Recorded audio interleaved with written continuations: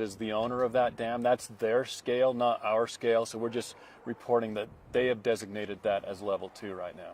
Do you know how large the crack is or leak? Right now, they say it's about a 60-foot section, but as far as the whole dam itself, that's just that top 2 to 5 feet of the dam that has that tilt, which was an expansion section that was added to the dam later on. The main part of the dam is intact. They feel that the likelihood of that failing or breaching is minimal, not likely. The main part that they're paying attention to is just that top 2 to 5 feet of that expansion. If water was to impact this area, what would that look like? Would it be more safety or concerns about how it would affect irrigation, or what would be the main concerns? That would most likely be a safety concern. That's really the top priority here is life safety, incident stabilization. Those are some of the categories that we use in emergency management in responding to a situation like this. Mm-hmm. So it's definitely life safety, but how high of a threat that would look like, we can't say. It's hard to say how much water would come out, how fast it would come. So it's just we're asking people to be alert, monitoring the warning systems, communication channels. One of the ways we anticipate if an evacuation order needs to be given, if the dam does fail at that level and water start flowing, that would come through the wireless emergency alerts over cell phone and other methods as well. But we want people to just be alert and paying attention to that. Right now, the signs are that we hopefully won't need to do that, but it's basically just having people safe if that does happen. I was going to ask you, do you have an idea of how many people would be impacted? So the community of Panguitch is about 500 to 600 households, about 1,500 people. The main part of Panguitch that they anticipate would be affected by some type of a failure would be mostly the west side. So it wouldn't be Panguitch as a whole, it would be more of the west side of that. So, but ultimately right now we're trying to spread the word as much as we can to mitigate any type of effects. People can make those preparations that we talked about earlier. We ran into some people that were like, we're just leaving now to be safe because they lived along the creek. What would you want to tell people now? That's certainly a personal decision. If people feel safe doing that's great. Doing that, then that's great. One of the things the community has let us know is that the community is still open for business. That things are business as usual right now. This is all a precautionary measure, and really that's it's precautionary. We want people to be ready in case the need does arise, and if people feel safer leaving now, that's great. It's not a mandatory order at this time, however. Can you talk about the town hall tonight, the details, and what you guys are going to focus on? Yeah, tonight with all the community officials involved, we are planning to conduct a community town hall meeting.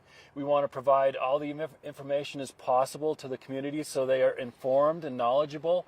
That way they can make the most appropriate decisions if they are faced with needed action, such as an evacuation.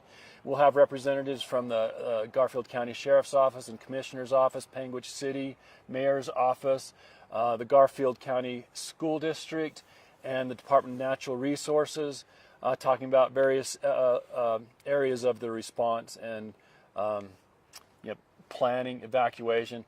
We'll be talking about preparedness, and that's at 6 o'clock at the Panguitch High School Gymnasium.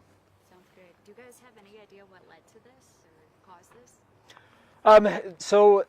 With the higher water levels at this time, and that ice on top of it is putting that pressure on that expansion section, causing that tilting, which is causing some leaking underneath that concrete section and some cracking along there as well. So that was observed late Monday evening when irrigation officials were up there inspecting the dam. That's when they observed those conditions, and then they started to investigate further. Who is responsible for that expansion section? Is that the same people who own the dam? Ultimately, yes, that would be the people who own the dam. That expansion section was added quite some time ago, from what we understand it during the 1930s, 1940s. Okay.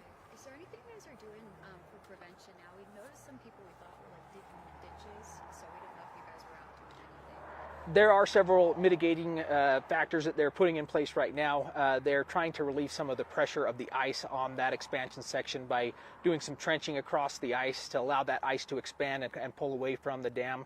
They're also releasing more water to try to help bring those water levels of the lake down. And they're also trying to make sure that waterways are clear, so that if with that extra water coming down, there's no debris fills or overflows that would happen. So.